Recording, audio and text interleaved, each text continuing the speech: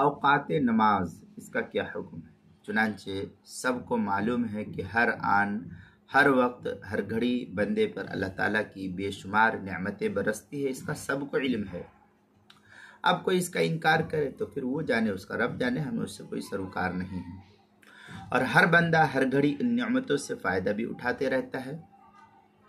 اگر اللہ تعالیٰ اپنی نعمتوں کا سلسلہ بند کر دے تو کسی بھی آدمی کے لیے اس زمین پر زندہ رہنا یہ ممکن نہیں ہے۔ مثلا ایک اللہ تعالیٰ کی عظیم نعمتوں سے ایک نعمت ہم سانس کے لے لیتے ہیں۔ اگر ہمارا سانس نہیں چلے تو یہ ڈیڈ باڈی ہے، مردہ ہے یہ، تو یہ ایک عظیم نعمت ہے اللہ تعالیٰ کی طرف، لیکن ہم کو اس کی قدر نہیں معلوم ہوتی ہے۔ اور ان بے شمار نعمتوں کا شکریہ ادا کرنے کے لیے نماز کو ہمارے لیے مقرر کیا گیا ہے۔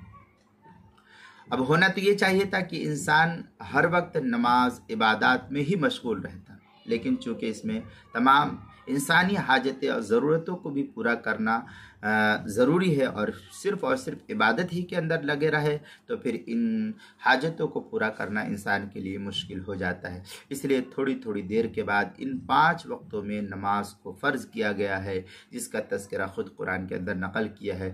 فجر ہے، ظہر ہے، عصر ہے، مغرب ہے، عشاء، یہ 5 نمازیں اللہ تعالیٰ نے دن بھر میں انسانوں کو اوپر فرض کیا ہے۔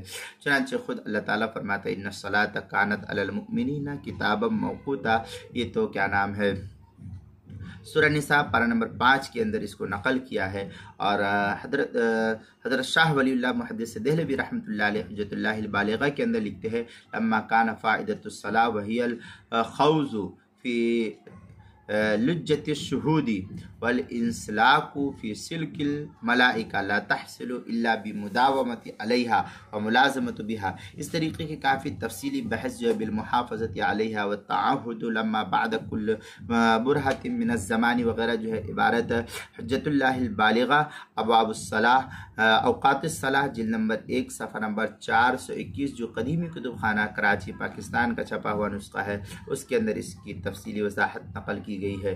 اور نماز کے مسائل کا انسائکلوپیڈیا جلد نمبر 1 صفحہ نمبر 192 حروف تہجی الف عنوان ہے اوقات نماز، اس کے تحت جو اس کو نقل کیا گیا وہاں بھی دیکھ سکتے ہیں۔